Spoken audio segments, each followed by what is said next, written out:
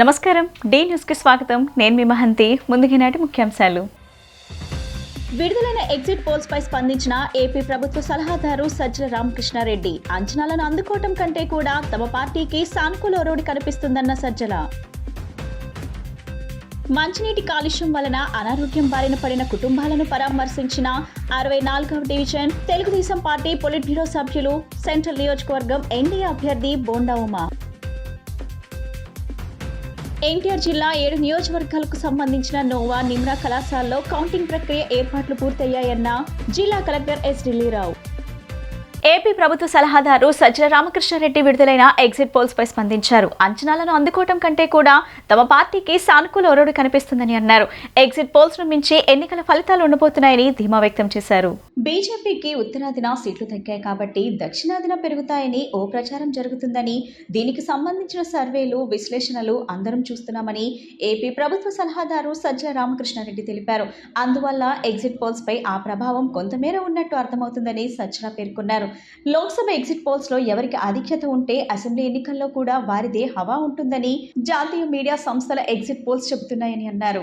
అయితే ఈ 5 ఏళ్లలో ఓ కుటుంబంలో మహిళ కేంద్ర బిందువుగా ఆమెకు అన్ని రకాల ప్రయోజనాలు నేరుగా అందిస్తున్నామని, దీని ప్రభావం బలంగా ఉంటుందనే విషయం ఓటింగ్ శాతం ద్వారా వెల్లడైందని సజ్జల వివరించారు. మరోవైపు తమదే విజయమని కూటమి రచ్చ చేస్తుందని, వారి హంగామా ముందు సైలెంట్ ఓటింగ్ అంశం బయటకి రాలేదేమో అనిపిస్తుందని వెల్లడించారు.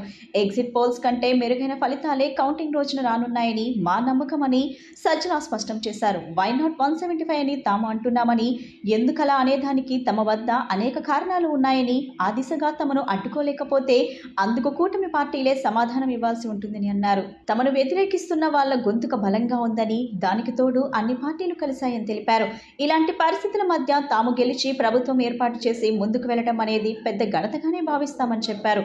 చంద్రబాబు కూడా ఎన్నికల ప్రచారం చివరిలో ల్యాండ్ టైటిలింగ్ యాక్ట్ గురించి మాట్లాడడానికే ఎక్కువ ప్రాధాన్యత ఇచ్చారని, మేనిఫెస్టోలో పేర్కొన్న హామీల గురించి ఎందుకు చెప్పుకోలేకపోయాడో చంద్రబాబే జవాబు చెప్పాలని అన్నారు. సగం పంపకాలు చేసుకున్నట్లు అంటే తర్వాత మొత్తంగా చూస్తే ఈ ఎగ్జిట్ పోల్స్ ఎవరైతే సీరియస్గా అంటే ఇక్కడ స్టేట్ ఓరియంటేషన్తో మన రాష్ట్రం కానీ ఇక్కడ మాత్రమే ఫీల్డ్లో ఉండి ఇక్కడ రెప్యూటెడ్ సంస్థలుగా ఉన్న వాళ్ళు చేసిన వాటిలో పాజిటివ్ ట్రెండ్ అయితే కనిపిస్తుంది వైఎస్ఆర్ కాంగ్రెస్ పార్టీ. ఇంకా ఢిల్లీలో కూర్చొని పార్లమెంట్ యాజ్ ఏ యూనిట్గా తీసుకొని 100-200 శాంపుల్స్ వాళ్ళు ఎక్కడెక్కడ ఫోన్ల మీద తీసుకుంటారో ఎట్లా అలాంటి వాటిలో కొంత బీజేపీకి అడ్వాంటేజ్ ఇవ్వాలనే ఒక ముందే టార్గెట్ పెట్టుకొని చేసినట్టు అనిపిస్తుంది. సో ఏదేమైనా ఇంకా 48 అవర్స్ మనకు ఈ టైంకు ఐ థింక్ ఎల్లుండి మొత్తం ఈవీఎంలన్నీ ఓపెన్ అయిపోయింటే రిజల్ట్ కూడా ఆల్మోస్ట్ తెలిసిపోయి ఉంటుంది. పాయింట్ వచ్చి ఇక్కడ ఏదంటే మళ్ళీ ముందు నుంచి మేము చెప్తున్నదే మళ్ళీ చెప్తున్నాం. ఈ 5 ఏళ్లలో మా ప్రభుత్వం, జగన్మోహన్ రెడ్డి గారి ప్రభుత్వం, జగన్మోహన్ రెడ్డి గారు వ్యక్తిగతంగా ఆయన ఒక నాయకుడుగా ప్రజల్లోకి పార్టీని తీసుకెళ్లినంతగా కానీ, లేదా ఒక కొత్త రకం విప్లవాత్మకమైన మార్పులు తీసుకురావడం కానీ, వేటి ద్వారా అయితే పేదలందరూ కూడా బాగా లబ్ధి పొందారో ఆ లబ్ధితో ఆర్థికంగా వెసులుబాటే కాకుండా సాధికారత కూడా సాధించుకున్నారు. వాళ్ళందరూ ఖచ్చితంగా తమ ఆదరాభిమానాలు జగన్మోహన్ రెడ్డి గారికి, మా పార్టీకి చూపించారనేది ప్రస్ఫుటంగా ప్రతి మా ఎలక్షన్ క్యాంపెయిన్లో కానీ లేదా అంతకుముందు గడపకపోయినప్పుడు పార్టీకి వచ్చిన ఆదరణలో కానీ కనపడుతుంది. అటువైపు ఏం జరిగింది, కూటమి అనేది వాళ్ళు ఫామ్ అయినప్పటి నుంచి చంద్రబాబు నాయుడు గారు కానీ తర్వాత పవన్ కళ్యాణ్ గారితో పెట్టుకున్నాకైనా ఆఖరణ బీజేపీ పంచన చేరి రోజుల తరబడి కూర్చొని వాళ్ళని ఎట్టోట్లో ఒప్పించుకొని 64వ డివిజన్ రాధానగర్ నందు తెలుగుదేశం పార్టీ పొలిట్ బ్యూరో సభ్యులు, విజయవాడ సెంట్రల్ నియోజకవర్గం ఎన్డీఏ అభ్యర్థి బోండా ఉమా పర్యటించారు. ఇటీవల మంచినీటి కాలుష్యం వలన అనారోగ్యం బారిన పడిన కుటుంబాలను పరామర్శించి స్థానికంగా ఉన్న వాటర్ పైప్ లైన్లను తెలుగుదేశం పార్టీ స్థానిక నాయకులతో కలిసి పరిశీలించారు. ఈ సందర్భంగా బోండా ఉమామహేశ్వరరావు మాట్లాడుతూ స్థానికంగా డ్రైనేజ్ నీరు, వాటర్ పైప్ లైన్లతో కలిసి మంచినీరు కలుషితం అవటం వలన ఈ ప్రాంతంలోని వేలాది మంది ప్రజలు అనారోగ్యం బారిన పడ్డారని, ఒక మహిళ కూడా చనిపోయారు గురయ్యారని ఆవేదన వెలుబుచ్చారు. ఈ సంఘటనకు సంబంధించి అన్ని వివరములను మున్సిపల్ కమిషనర్ స్వప్నిల్ దినకర్కి తక్షణమే వాట్సాప్ ద్వారా పంపించి కలుషితం జరిగిన తీరుకు సంబంధించిన వీడియో కూడా పంపించడం జరిగిందని చెప్పారు. అధికారుల నిర్లక్ష్యం వలన, ముఖ్యంగా స్థానిక వాటర్, ఈఈ, డిఈ, ఏఈల నిర్లక్ష్యం కారణంగా ఈ సంఘటన జరిగాయని తక్షణం విచారణ జరిపించి వారిపై చర్యలు తీసుకోవాలని డిమాండ్ చేశారు.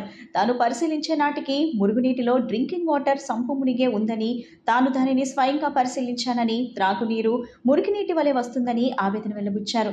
అధికారుల నిర్లక్ష్యం కారణంగా ప్రజాశక్తి నగర్, రాధానగర్కి చెందిన చౌదరి కనకమ్మ, సన్యాసమ్మ మరియు 10 నెలల బాలుడు సాయి మరణించడం చాలా విచారకరమని అన్నారు. తక్షణం ప్రభుత్వం అధికారులు స్పందించి వీరికి నష్టపరిహారం కూడా అందించాలని డిమాండ్ చేశారు. కృష్ణానది పక్కనున్న విజయవాడలో, ముఖ్యంగా కండ్రిక, రాజీవ్ నగర్, ప్రకాష్ నగర్, సింగ్ నగర్ ప్రాంతంలో తరచూ మంచినీరు కలుషితం అవడం దారుణమని, వీరి ప్రాణాలకు ఎవరు బాధ్యత వహిస్తారని ప్రశ్నించారు. ప్రజలకు శుద్ధమైన మంచినీటిని సరఫరా చేయాల్సిన బాధ్యత ప్రభుత్వానిది, అధికారులది కాదా అని ప్రశ్నించారు. త్వరలోనే వీరి సమస్యలకు శాశ్వత పరిష్కారం చూపాలని డిమాండ్ చేశారు. ఈ సందర్భంగా మున్సిపల్ కమిషనర్ స్వప్నిల్ దినకర్కి వీడియో కాల్ ద్వారా జల కాలుష్యం జరిగిన తీరుని, మంచినీటి సంపు మురిగే నీటిలో మునిగిపోవటాన్ని చూపించి స్వయంగా వీడియో తీసి కూడా పంపించారు. ఈ కార్యక్రమంలో పరశూరి ప్రసాద్, పలగాని శివ, పరస భాగ్యలక్ష్మి, బెంజమూరి సతీష్ బాబు, దిలీప్, గొర్ల కోటేశ్వరరావు, కోరాడ రమణ, రమణమ్మ, నాగరాజు, నాగమణి తదితరులు పాల్గొన్నారు. ఎన్టీఆర్ జిల్లా 7 నియోజకవర్గాలకు సంబంధించి నోవా, నిమ్రా కళాశాలలో కౌంటింగ్ ప్రక్రియ ఏర్పాట్లు పూర్తయ్యాయని, 4వ తారీఖు సాయంత్రం 6 గంటలకు కౌంటింగ్ ప్రక్రియ పూర్తవుతుందని జిల్లా కలెక్టర్ ఎస్ ఢిల్లీరావు తెలిపారు. కౌంటింగ్ కేంద్రాల వద్ద ఎలాంటి అల్లర్లు జరగకుండా పారామిలిటరీ బలగాలతో ప్రత్యేక బందోబస్తును ఏర్పాటు చేయడం జరిగిందని పేర్కొన్నారు. నగరంలోని కలెక్టర్ కార్యాలయంలో ఏర్పాటు చేసిన విలేకరుల సమావేశంలో జిల్లా కలెక్టర్ ఎస్ ఢిల్లీరావు మాట్లాడుతూ 7 నియోజకవర్గాలతో పాటు పార్లమెంటుకు సంబంధించి టేబుల్స్ ఏర్పాటు చేయడం జరిగిందని చెప్పారు. ముందుగా పోస్టల్ బ్యాలెట్ లెక్కింపు అనంతరం ఈవీఎం లెక్కింపు ఉంటుందని, కౌంటింగ్ కేంద్రాల్లో సీసీ నిఘా మధ్య కౌంటింగ్ జరుగుతుందని తెలిపారు. 2200 మంది పైగా కౌంటింగ్ ఏజెంట్లకు, పార్టీ అభ్యర్థులకు అన్ని ఏర్పాట్లు సిద్ధం చేశామని చెప్పారు. సో అందరికీ నమస్కారం. మొదటగా మీ అందరికి కూడా ధన్యవాదాలు. ఎందుకంటే ఇంతవరకు కూడా చాలా చక్కగా ఇటు కవర్ చేయడంలో కానీ, కోఆపరేట్ చేయడంలో కానీ అన్నిట్లో కూడా చాలా మన ఎన్టీఆర్ జిల్లాలో బాగా జరిగింది అనుకుంటున్నాను. సో బిఫోర్ పోలింగ్కి ముందు కానీ, ఆన్ ద డే పోలింగ్ కానీ, ఆఫ్టర్ పోలింగ్ అయినాక రిసెప్షన్ కానీ చాలా సిస్టమేటిక్గా ఎటువంటి ఇష్యూస్ లేకుండా మంచి కోఆర్డినేషన్, ఇటు ఆర్ఓస్తో ఉండేటువంటి కోఆర్డినేషను, క్యాండిడేట్స్తో ఉండేటువంటి అండ్ కోఆర్డినేషను, తర్వాత మీడియా అనేటువంటి కోఆర్డినేషన్ అంతా చాలా పర్ఫెక్ట్గా అనేటువంటి ఉంది. ఏదైనా చివరి ఘట్టం అనేది మన ఈ కౌంటింగ్, ఎల్లుండి జరగాల్సినటువంటి ఈ ఫోర్త్ ఈ చివరి యాక్టివిటీ కూడా ఇప్పటి వరకు జరిగినట్టుగానే ఇంకా బెటర్గా అనేటువంటి చేయడానికే దాని తగ్గట్టుగా ప్లాన్ చేసుకుంటున్నాం. నమస్కారం. సో జిల్లాలో పూర్తి స్థాయి సంసిద్ధత అనేది కౌంటింగ్కి చేయడం జరిగింది. పోలింగ్ పార్టీకి సంబంధించి కౌంటింగ్ ఏజెంట్స్ దగ్గర నుంచి, అదేవిధంగా కౌంటింగ్ సిబ్బంది దగ్గర నుంచి అందరి అపాయింట్మెంట్లు అయిపోయాయి దాదాపుగా. సో వీరందరికీ కూడా ట్రైనింగ్ కూడా ఇవ్వడం జరిగింది. ప్రధాన పార్టీలతో పాటు ఇండిపెండెంట్ క్యాండిడేట్లను కూడా అన్ని కాన్స్టిట్యున్సీస్లో ప్రతి రాజకీయ పార్టీతో కూడా సమావేశాలు నిర్వహించి ఏ విధంగా కౌంటింగ్ హాల్లో ఉండాల్సినటువంటి బిహేవియర్ ఏంటి, ఏ విధంగా కౌంటింగ్ ఏజెంట్లని ఏర్పాటు చేసుకోవాలో వాళ్ళందరికీ కూడా చాలా క్షుణ్ణంగా చెప్పడం జరిగింది. సో వారందరూ కూడా పొలిటికల్ ఏజెంట్లకు సంబంధించినటువంటి ప్రక్రియని పూర్తి చేశారు. సో వారికి సంబంధించినటువంటి ఐడెంటిటీ కార్డులను కూడా ఇవ్వడం జరిగింది. మాజీ కేంద్ర మంత్రి, పశ్చిమ నియోజకవర్గం తెలుగుదేశం జనసేన బలపరిచిన భారతీయ జనతా పార్టీ అభ్యర్థి సుష్మా చౌదరి జన్మదినంను పురస్కరించుకొని ఆదివారం భవానీపురం స్వాతి రోడ్లో గల ఎన్డీఏ కార్యాలయంలో భారతీయ జనతా పార్టీ జిల్లా అధ్యక్షులు అడ్డూరి శ్రీరామ్ ఆధ్వర్యంలో జన్మదిన వేడుకలను ఘనంగా నిర్వహించారు. ఈ సందర్భంగా పలువురు కార్యకర్తల మధ్య సుష్మా చౌదరి కేక్ కట్ చేయడం జరిగింది. ఈ కార్యక్రమంలో Paila Sominaidu, Badita Shankar, MS Baig, Kolapalli Ganesh, Boddu Nagalakshmi, Bhogapalli Sridhar, Edupati Ramaiah, Raghuram, TDP, BJP, JSP నాయకులు, కార్యకర్తలు పెద్ద ఎత్తున పాల్గొని సుష్మా చౌదరికి పుట్టినరోజు శుభాకాంక్షలు తెలియజేశారు.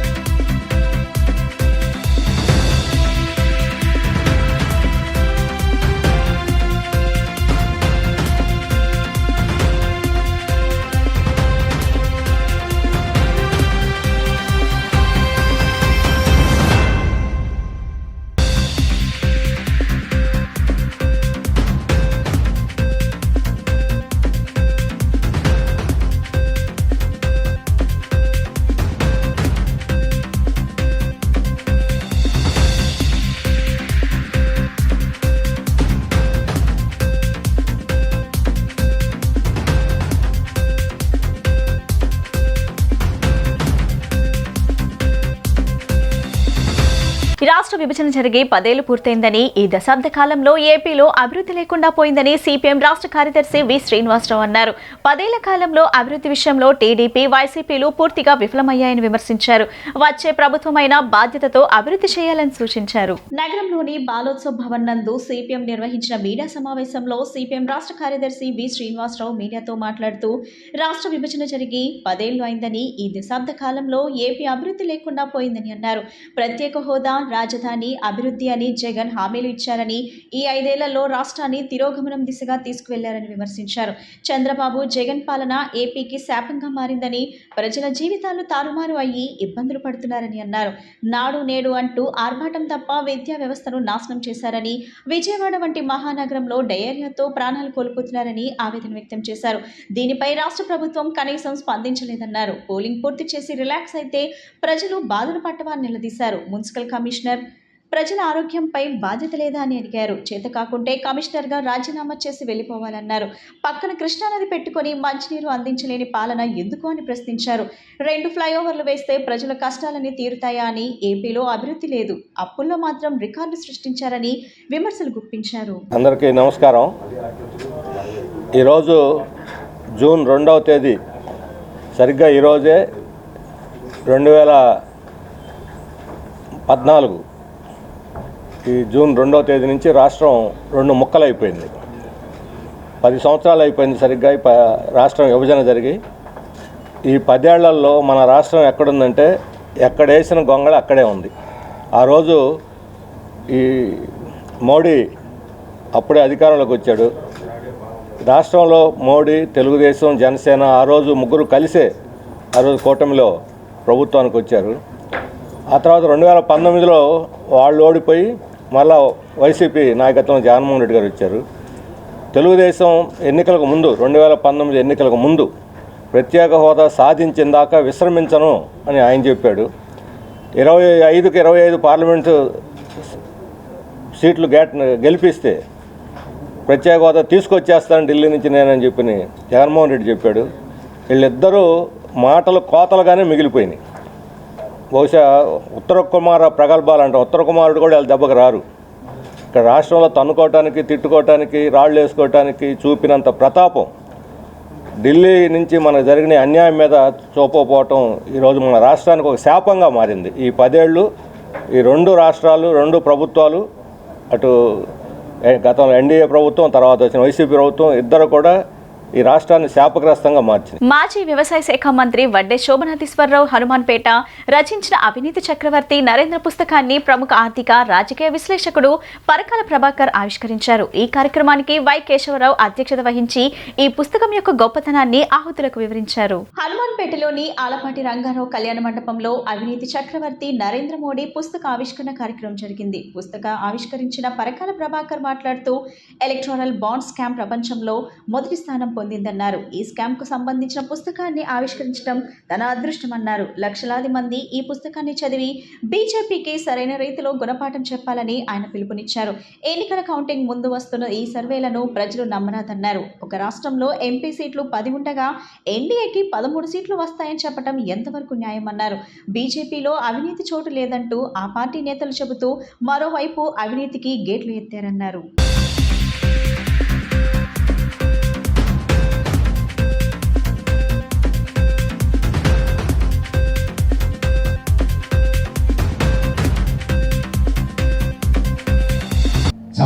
చాలామంది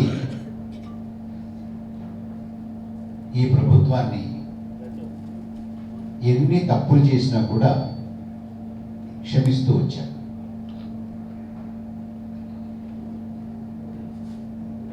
నోట్ల రద్దు ఎంత ఇబ్బందులు పెట్టినా కూడా పర్వాలేదులే అనుకుంటారు. జిఎస్టీ ఎంత ఇబ్బంది పెట్టినా కూడా పర్వాలేదు అనుకుంటారు. కోవిడ్ ఎంత దారుణమైనటువంటి దెబ్బతీసినా కూడా మనల్ని, పవిత్ర గంగానదిలో అనేక వందల శవాలు తేలినా కూడా క్షమించారు. ఈ ఒక్కొక్కటి జరుగుతూ ఉన్నప్పుడు నేను చాలామందితో మాట్లాడుతూ అడిగేవాడిని, ఏమయ్యా జిఎస్టీ ఇంత దారుణంగా ఉంది, అయినా మీరు సమర్థిస్తారా? నోట్ల రద్దు చేశారు, ఎంత ఇబ్బంది పడ్డాము. మన ఆర్థిక వ్యవస్థ, ముఖ్యంగా అసంఘటిత వ్యవస్థ రంగం చతికిపడిపోయింది. అయినా కూడా ఈ ప్రభుత్వాన్ని సమర్థిస్తారా? కోవిడ్ చూశారు కదా ఎంత దారుణంగా ఉంది. అంటే చాలామంది అంటుండేవారు, అవునండి సమస్యలన్నీ ఉన్నాయి, నిరుద్యోగం పెరిగిపోతుంది, వ్యవసాయాలు బాగలేదు, గ్రామీణ ప్రాంతాలు చాలా సంక్షోభంలో ఉన్నాయి, ధరలు విపరీతంగా పెరిగిపోతున్నాయి. విజయవాడ వంటి మహానగరంలో డయేరియా విజృంభించినా పాలకులు పట్టించుకోలేదని నగరపాలక సంస్థ అధికారులు, పాలకులు ముద్దు నిద్రపోతున్నారని సిపిఎం రాష్ట్ర నాయకుడు దోనేపూడి కాశీనాథ్ తీవ్రస్థాయిలో ఆగ్రహం వ్యక్తం చేశారు. ఇప్పటికే 9 మంది చనిపోతే సరిదిద్దే చర్యలు లేవని, 20-30 ఏళ్ల వయసు వారు కూడా ప్రాణాలు విడిచారని తెలిపారు. డయేరియాతో కాదని ఇంకా అధికారులు అబద్ధాలు ప్రచారం చేస్తున్నారని మండిపడ్డారు. శ్రీశ్రీ భవనంలో ఏర్పాటు చేసిన విలేకరుల సమావేశంలో కాశీనాథ్ మాట్లాడుతూ వైసీపీ పాలకపక్షం ఈ మరణాలపై నోరు మెదపడం లేదన్నారు. కృష్ణా నదిలో నీటి పరిణామాలు తగ్గిపోయాయని సిపిఎం ముందే హెచ్చరించిందని, అయినా పాలకులు, అధికారులు స్పందించలేదన్నారు. ప్రజలకు స్వచ్ఛమైన తాగునీరు అందించాలని డిమాండ్ చేశారు. డయేరియాతో అల్లాడిపోతా ఉంది. ఒకవైపు ఒక్కపోత, మరోవైపు వడగాడుపులు, ఎండలు. వీటిది తారదన్నట్టుగా డయేరియా, అతిసార, ఇవి చూస్తూ ఉంటే పాలకులు ఎన్నికల మోజులో పడి ఎవరిది విజయం అని చెప్పనేటువంటి దాంట్లో చూస్తూ ఉన్నారేమో తప్ప నగరంలో ఉన్నటువంటి ప్రజా సమస్యలను గాలికి వదిలేశారు. దాదాపుగా 15 రోజులుగా అతలాకుతలం అవుతున్నా కూడా, 7 చనిపోయినా కూడా, 9 మంది చనిపోయినా కూడా, మొగల్రాజపురంలో 7, ప్రజాశక్తి నగర్లో 2 చనిపోయినా కూడా స్పందించేటువంటి పరిస్థితి కనపట్ల. నగరంలో ఉన్న 13 లక్షల మంది ప్రజలకి నగరపాలక సంస్థ అందిస్తున్నటువంటి మంచినీరు గత అనేక నెలలుగా రంగుమారి దుర్వాసనతోనూ అలాగే మురుగునీళ్లతోనూ సరఫరా అవుతుంది. ఇది ప్రజల ప్రాణాలని బలికొంటుందని చెప్పి గత ఏప్రిల్ మాసంలోనూ అలాగే మార్చి నెలలో కూడా ఈ అంశాల మీద మున్సిపల్ కమిషనర్ గారికి అలాగే కౌన్సిల్లో కూడా ఈ అంశాలని ప్రస్తావించడం జరిగింది. సమ్మర్ యాక్షన్ ప్లాన్లో భాగంగా ఏదైతే మంచినీటి కొరత నివారణ కానీ అలాగే మంచినీటి కాలుష్యాన్ని నివారించాలని పలు దఫాలుగా హెచ్చరించినా, వినతిపత్రాలు ఇచ్చినా పట్టించుకోకపోవడం వల్ల, నిర్లక్ష్యం వహించడం వల్ల ఈరోజు విజయవాడ నగరంలో 10ల సంఖ్యలో ప్రాణాలు కోల్పోయారు. మనకి బయటపడిన మృతుల యొక్క సంఖ్య 9 మాత్రమే. కారంచేడు సంఘటన పునరావృతం చేసేందుకు తెలుగుదేశం కుట్ర పన్నుతుందని, దళితులపై దాడి చేస్తే సహించేదే లేదని ఏపీ ఎంఆర్పీఎస్ రాష్ట్ర కన్వీనర్ మేదర సురేష్ హెచ్చరించారు. అంబేద్కర్ రాజ్యాంగ ఫలాలను అందరికీ చెందాలని ఆదేశించారు. వారికే దళిత, మైనార్టీల ఓట్లు వేశారని, ఇది గిట్టని తెలుగుదేశం దళిత, మైనార్టీలపై దాడులకు తెగబడాలని కుటిల రాజకీయాలు చేస్తుందని, వాటిని అడ్డుకుంటామని అన్నారు. ఆదివారం ఎంఆర్పీఎస్ కార్యాలయంలో ఏర్పాటు చేసిన విలేకరుల సమావేశంలో మేదర సురేష్ మాట్లాడుతూ, భారతదేశం మొత్తం ఒక రకమైతే ఆంధ్ర రాష్ట్రంలో మరో రకంగా ఎలక్షన్ కమిషన్ తన విధానాలను తేటతెల్లం చేస్తుంటే అధికారులు చోద్యం చూస్తున్నారని విమర్శించారు. గతంలో జరిగిన కారంచేడు లాంటి సంఘటనలు పునరావృతం అవ్వొచ్చునని ఆందోళన వ్యక్తం చేశారు. తెలుగుదేశం పార్టీ దుష్ట ఆలోచనలతో దళితులపై రాడ్లతోనూ కర్రలతోనూ దాడులకు తెగబడుతున్న ఎలక్షన్ కమిషన్ చేష్టలుడిగి చూస్తుందన్నారు. నిష్పక్షపాతంగా వ్యవహరించాల్సిన ఎలక్షన్ కమిషన్ ఒక పార్టీకి, ఒక వ్యవస్థకు మద్దతునిస్తుందని అన్నారు. డాక్టర్ బిఆర్ అంబేద్కర్ ఇచ్చిన రాజ్యాంగం మతానిక, కులానిక, మానవతావాదానిక అని ప్రశ్నించారు. రాజ్యాధికారాన్ని పక్కన పెట్టి రాజకీయ క్రీడ చేస్తున్నారని విమర్శించారు. జగన్ ప్రభుత్వం ఏర్పడిన మరుక్షణమే తమపై దాడులు చేసే ఆలోచనతో ఉన్నారని అన్నారు. చంద్రబాబుకి వత్తాసు పలుకుతున్న పవన్ కళ్యాణ్ ఇది తెలుసుకొని మసులుకోవాలని అన్నారు. మాల మహానాడు రాష్ట్ర ప్రధాన కార్యదర్శి దాసి జయప్రకాష్ కెనడీ మాట్లాడుతూ, 2024 ఎన్నికల సమరంలో ఈ రాష్ట్రంలో ఓటును ఏ పార్టీ అయితే సంక్షేమ ఫలాలను అందించిందో ఆ పార్టీ ఓటు వేశారని అన్నారు. ఎన్నికలైన మరుసటి రోజు నుండి దాడులతో మారణ హోమం సృష్టిస్తున్నారో చూస్తూనే ఉన్నామని అన్నారు. కౌంటింగ్ అనంతరం జగన్ ప్రభుత్వం ఏర్పడితే దళితులపై దాడులు చేసేందుకు సిద్ధంగా ఉన్నారని, గత 30 సంవత్సరాల క్రితం కారంచేడు సంఘటనలు జరపడానికి కుట్ర పన్నారని అన్నారు. బాబాసాహెబ్ అంబేద్కర్ ఇచ్చిన ఓటు హక్కును స్వేచ్ఛగా ఉపయోగించుకునే అవకాశం లేదా అని ప్రశ్నించారు.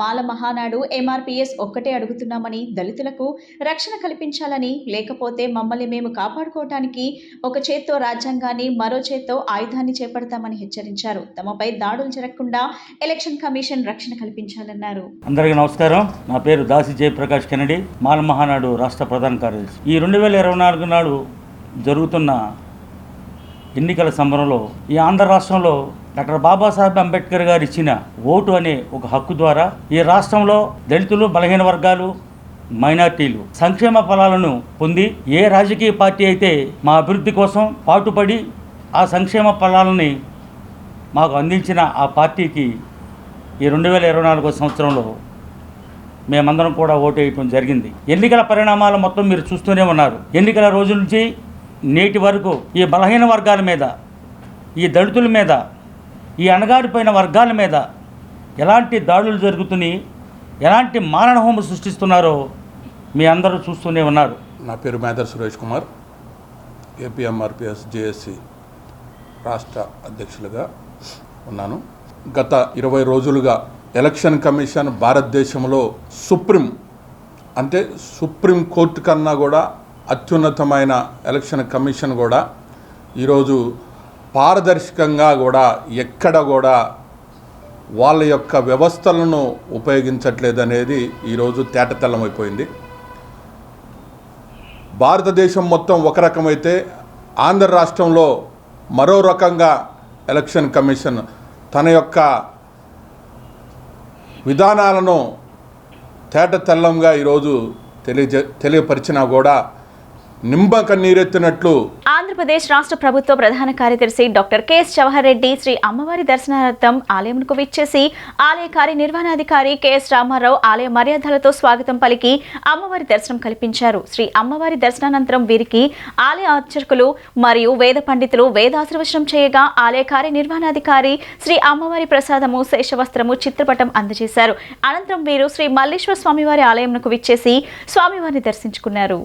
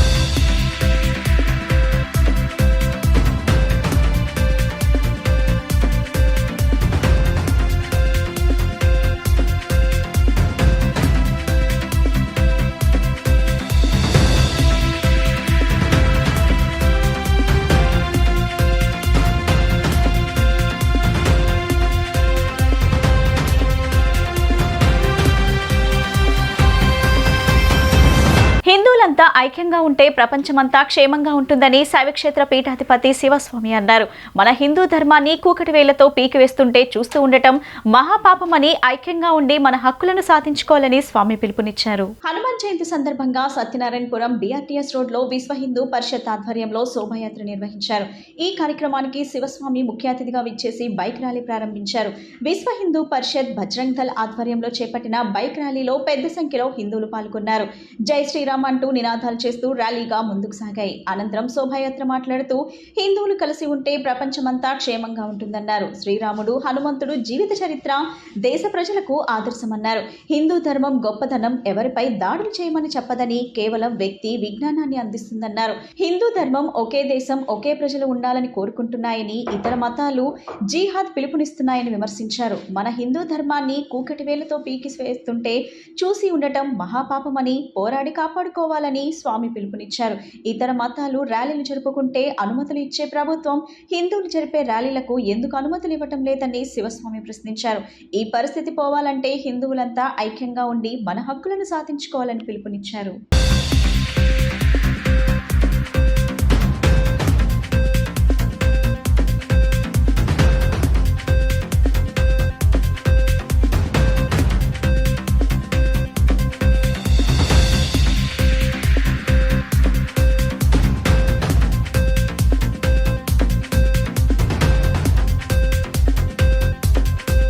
జై శ్రీరామ్. విశ్వ హిందూ పరిషత్ తరపున హనుమాన్ జన్మదినోత్సవ సందర్భంగా హనుమాన్ శోభాయాత్రని మన విజయవాడ మహానగర ఆధ్వర్యంలో అత్యంత వైభవయుతంగా జరుపుకుంటున్నాం. హిందూ దేశంలో హనుమంతుడు తెలియని వారు ఉండరు. గ్రామ హనుమంతుడి దేవాలయాలు ఉన్నాయి, మందిరాలు ఉన్నాయి. హనుమాన్ చాలీసా పఠిస్తూ ఉంటాం లక్షలాది మందిగా. ఆఖరికి అమెరికా ప్రెసిడెంట్ కూడా హనుమాన్ యొక్క విగ్రహాన్ని జోబులో పెట్టుకుని ఉంటాను అని చెప్పిన ఈ హిందూ దేశ వైభవంలో ఈ రోజున ఈ శోభయాత్ర జరగడానికి పర్మిషన్ లేకపోతే హైకోర్టుకి వెళ్ళి నిన్ననే పర్మిషన్ తెచ్చుకోవడం దౌర్భాగ్య పరిస్థితి వచ్చినాయి. అయోధ్యలో కరసేవ కాదండి, ఆంధ్రాలో కరసేవ మేము మొదలెడతాం. ఎక్కడైతే హిందూ ధర్మానికి హాని జరిగినా, హిందూ ధర్మ ఇబ్బంది జరిగినా ఒకళ్ళు తాట తీస్తాం, ఈపులు పగిలిపోతాయని గట్టిగా నొక్కి వక్కారికి చెబుతున్నాం. తస్మాత్ జాగ్రత్త. సెక్యులర్ పేరుతో మరి అందరినీ సమంగా చూస్తామని చెప్పేసి పక్షపాత ధోరణితో ఈ పోలీసు యంత్రాంగం ఉంటారు. పూర్తిగా దీన్ని ఖండిస్తున్నాం. ఈ యాత్ర సజావుగా సాగుతుందని చెప్పి మేము భావిస్తున్నాం. జై శ్రీరామ్.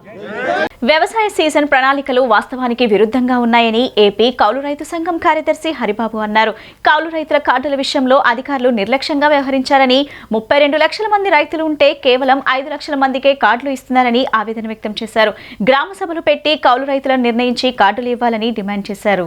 ఏపీ కౌలు రైతు సంఘం కార్యదర్శి హరిబాబు విజయవాడలో మీడియాతో మాట్లాడుతూ వ్యవసాయ సీజన్ ప్రణాళికలు వాస్తవానికి విరుద్ధంగా ఉన్నాయని, కౌలు రైతుల కార్డుల విషయంలో అధికారులు నిర్లక్ష్యంగా వ్యవహరించారని అన్నారు. 30% కార్డులు ఇవ్వాలని ప్రభుత్వం లక్ష్యంగా పెట్టుకుందన్నారు. 32 లక్షల మంది ఉంటే కేవలం 5 లక్షల మందికే కార్డులు ఇస్తున్నారని, గ్రామ సభలు పెట్టి కౌలు రైతులను నిర్ణయించి కార్డులు ఇవ్వాలని డిమాండ్ చేశారు. విత్తనాలు సరఫరాలో కూడా సబ్సిడీ పెంచాలన్నారు. రైతులు కోరే విత్తన రకాలను పూర్తిగా అందుబాటులో ఉంచాలన్నారు. అనంతపురం వంటి ప్రాంతాల్లో 30% సబ్సిడీతో వేరుశనగ విత్తనాలు ఇస్తున్నారని, 90% సబ్సిడీతో వారికి విత్తనాలు ఇవ్వాలని విజ్ఞప్తి చేశారు. కౌలు రైతులకు 5% మాత్రమే రుణాలు ఇస్తున్నారని, భూమి సాగు చేయని వారికి 80% పంట రుణాలు ఇవ్వటం చట్టవిరుద్ధమని చెప్పారు. గుండ్లకమ్మ ప్రాజెక్ట్ గేట్లు పోయినా సరిచేయలేదని, రేపు నీరు వస్తే వాటిని పంటలకు ఎలా మళ్లిస్తారని అన్నారు. ఇరిగేషన్ అధికారులు స్పందించి వెంటనే మరమ్మతు చేయాలన్నారు. కాలువల్లో పెరిగిన తూటి కాడను తొలగించి పూడిక తీయాలని, వ్యవసాయ పనులు ప్రారంభమయ్యేలోగా ఈ పనులు పూర్తి చేయాలని డిమాండ్ చేశారు. మిత్రులారా, మా ఈ కౌలు రైతు సంఘం సమావేశంలో రాధాకృష్ణ గారు రాష్ట్ర అధ్యక్షుడు, అట్లాగే రంగారావు గారు సహాయ కార్యదర్శి పాల్గొంటున్నారు. ప్రధానమైన ఉద్దేశం ఏమంటే, వ్యవసాయ సీజన్ ప్రారంభమవుతుంది. వ్యవసాయ శాఖ వాళ్ళు వాళ్ళ ప్రణాళిక తయారు చేసి పత్రికలకు కూడా రిలీజ్ చేశారు. అంటే వాస్తవంగా గ్రౌండ్ లెవెల్లో ఎంత అవసరాలు ఉన్నాయి, దానికి తగ్గట్టుగా వ్యవసాయ శాఖ ప్రణాళిక దగ్గరగా లేదు, చాలా దూరంగా ఉంది. ఉదాహరణకి ఏంటంటే, రాష్ట్రంలో 32 లక్షల మంది కౌలు రైతులు ఉన్నారని చెప్పేసి అన్ని సర్వేలు చెప్తున్నాయి. కానీ గత సంవత్సరం సుమారుగా 7,000 ఇచ్చారు. ఈ సంవత్సరం 7 లక్షలు ఇచ్చారు. ఈ సంవత్సరం 10 లక్షలు ఇస్తామని ప్రకటన చేశారు. అంటే కేవలం 9% కార్డులు మాత్రమే పెరుగుతున్నాయి. అంటే 9% చొప్పున పెంచుకుంటూ వెళితే ఎన్ని సంవత్సరాలుగా 100% కార్డులు ఇస్తారో అర్థం కాకుండా ఉంది. అందుకనే ప్రణాళికలోనే చాలా బోగస్ ఉంది. కాబట్టి వాస్తవంగా ఉన్న కౌలు రైతులందరికీ కార్డులు ఇవ్వడానికి అనుగుణంగా ప్రణాళిక తయారు చేయాలి. కానీ ప్రభుత్వం ఇచ్చేటటువంటి కొద్దిపాటి సబ్సిడీలు కూడా కౌలు రైతులకి అందక నష్టపోతూ ఉన్నారు. అందుకని మేము ప్రధానంగా డిమాండ్ చేస్తుంది కౌలు రైతులందరినీ కూడాను ప్రభుత్వం గుర్తించాలి. ఇప్పుడు ప్రభుత్వం చట్టంలో రైతు గుర్తిస్తే మేము వాళ్ళకి కార్డు ఇస్తామంటున్నారు. రైతు కాదు గుర్తించాల్సింది, ప్రభుత్వమే సచివాలయం కేంద్రంగా కౌలు రైతులందరినీ కూడా గుర్తించాలి. వాళ్ళ సాగు భూములను కూడా నమోదు చేయాలి. వాళ్ళు చేసేటటువంటి భూమికి అనుగుణంగా స్కేల్ ఆఫ్ ఫైనాన్స్ ప్రకారం పంట రుణాలు ఇవ్వాలి. రైతు భరోసా, పంట నష్టపరిహారాలు, బీమా పరిహారాలు ఎన్ని చెప్పినప్పటికీ కూడాను కౌలు రైతులకి అందటం లేదనేది స్పష్టంగా మనకు తెలుస్తుంది. అధికారం అండగా పేదల భూములు కొట్టేసేందుకు వైసీపీ పథకరచన చేసిందని, ఇందులో సీఎస్ జవహర్ రెడ్డి కీలక పాత్రధారి అని టీడీపీ పొలిట్ బ్యూరో సభ్యుడు వర్ల రామయ్య ఆరోపించారు. 800 ఎకరాలను సీఎస్, ఆయన తనయుడు, అతడి బినామీలు కొట్టేశారని జనసేన నేత మూర్తి యాదవ్ ఆరోపణలు చేస్తే తమ తప్పు లేదని నిరూపించుకోకుండా మూర్తి యాదవ్ పై బెదిరింపులకు పాల్పడటం ఏంటని వర్ల రామయ్య మండిపడ్డారు. విశాఖ భూముల వ్యవహారంలో సీఎస్ జవహర్ రెడ్డి పేరు వినిపిస్తున్న నేపథ్యంలో టీడీపీ పొలిట్ బ్యూరో సభ్యుడు వర్ల రామయ్య మీడియా సమావేశం ఏర్పాటు చేసి తీవ్ర స్థాయిలో ధ్వజమెత్తారు. అధికారం అండగా పేదల భూములు కొట్టేసేందుకు వైసీపీ పథకరచన చేసిందని, ఇందులో సీఎస్ జవహర్ రెడ్డి కీలక పాత్రధారి అని ఆరోపించారు. 800 ఎకరాలను సీఎస్, ఆయన తనయుడు, అతడి బినామీలు కొట్టేశారని జనసేన నేత మూర్తి యాదవ్ ఆరోపణలు చేస్తే తమ తప్పు లేదని నిరూపించుకోకుండా మూర్తి యాదవ్ పై బెదిరింపులకు పాల్పడటం ఏంటని వర్ల రామయ్య మండిపడ్డారు.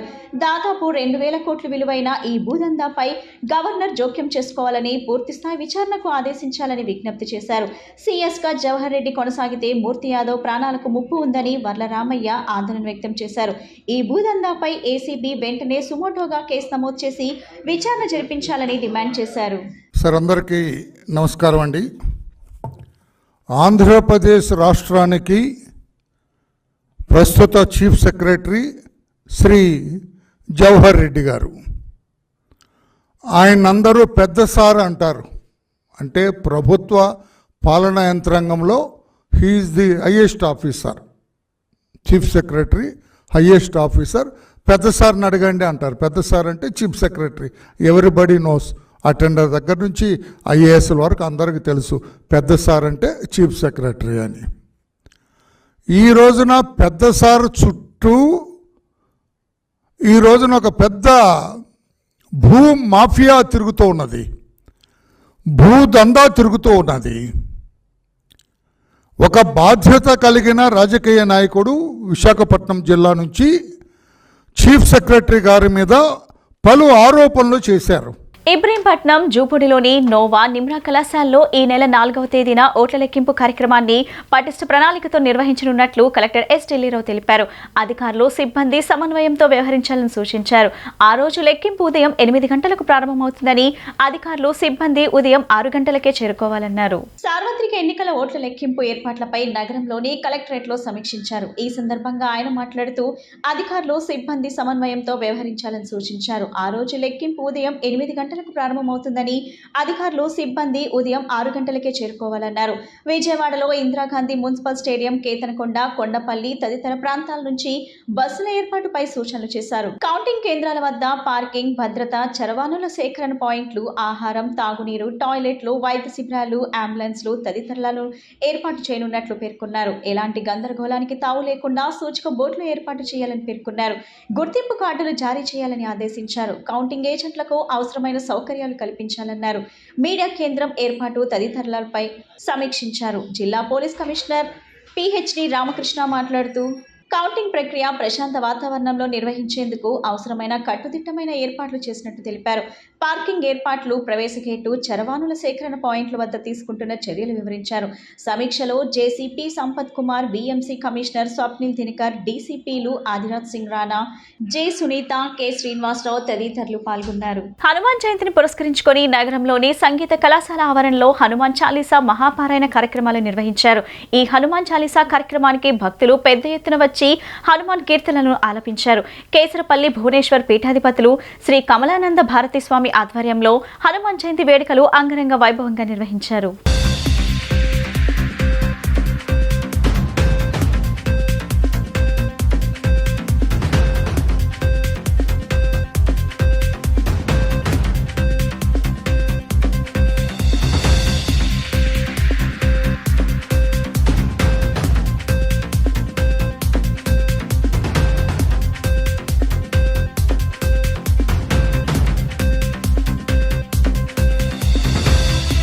సంవత్సరమే జరిగినటువంటిది. ఒక 500 సంవత్సరాల క్రితం రామజన్మభూమిలో అక్కడ దేవాలయాన్ని ధ్వంసం చేస్తే మన జనవరి 22వ తేదీన తిరిగి అక్కడే రామజన్మభూమిలోనే దేవాలయ పునర్నిర్మాణము, శ్రీరామచంద్రుల వారి ప్రాణప్రతిష్ఠ రెండు జరిగాయి. ఇప్పటికి దాదాపు 100 యుద్ధాలు జరగడం, లక్షలాది మంది బలిదానం చేయటం ఇవి జరిగినప్పుడు ఎందుకు మాటిమాటికి ఆటంకాలు వస్తున్నాయి, ఏం చేస్తే ఇది పరిష్కారం అవుతుంది, దీనికి సమాధానం ఏమిటి అని ఆలోచించినప్పుడు సరిగ్గా ఒక 5-6 సంవత్సరాల క్రితం మొత్తం భారతదేశంలో విపరీతంగా హనుమాన్ చాలీసా పారాయణం చేసే కార్యక్రమాన్ని విశ్వ హిందూ పరిషత్ వాళ్ళు చేశారు. దాని పేరే హనుమత్ శక్తి జాగరణ. కొన్ని కోట్ల పర్యాయాలు మొత్తం భారతదేశంలో హనుమత్ శక్తి జాగరణ చేశారు. అలా హనుమత్ శక్తి జాగరణ జరుగుతూ ఉండగా నెమ్మదిగా అన్ని రకాలైన ఆటంకాలు తొలగిపోవటం ప్రారంభమైంది. రాజకీయంగా కానివ్వండి, ఇతరత్ర అనేక రకాలైన వ్యవస్థల్లో కానివ్వండి, అన్ని మేఘాలు ఎలా తొలగిపోతాయో, తిరిగి సూర్యకాంతి ఎలా అయితే మనకు కనిపిస్తుందో ఆ విధంగా అన్నీ పక్కకి వెళ్ళిపోయినాయి. సుప్రీంకోర్టే నేరుగా తీర్పు ఇచ్చింది. ఆ తీర్పు కూడా ఏమి ఇచ్చిందంటే పార్లమెంటు ఒక ట్రస్టుని నిర్ణయం చేయాలి. వార్తలు ముగించే ముందు ముఖ్యాంశాలు మరోసారి. విడుదలైన ఎగ్జిట్ పోల్స్ పై స్పందించిన ఏపీ ప్రభుత్వ సలహాదారు సజ్జల రామకృష్ణారెడ్డి అంచనాలను అందుకోవటం కంటే కూడా తమ పార్టీకి సానుకూల ఒరవడి కనిపిస్తుందన్న సజ్జల. మంచినీటి కాలుష్యం వలన అనారోగ్యం బారిన పడిన కుటుంబాలను పరామర్శించిన 64వ division Telugu Desam party politburo సభ్యులు, సెంట్రల్ నియోజకవర్గం ఎన్డీఏ అభ్యర్థి బోండా ఉమా. ఎన్టీఆర్ జిల్లా 7 నియోజకవర్గాలకు సంబంధించిన నోవా, నిమ్రా కళాశాలలో కౌంటింగ్ ప్రక్రియ ఏర్పాట్లు పూర్తయ్యాయన్న జిల్లా కలెక్టర్ ఎస్ ఢిల్లీరావు. ఈ బులెటిన్ ఇంతటితో సమాప్తం. తిరిగి మరో బులెటిన్లో కలుద్దాం. నమస్కారం.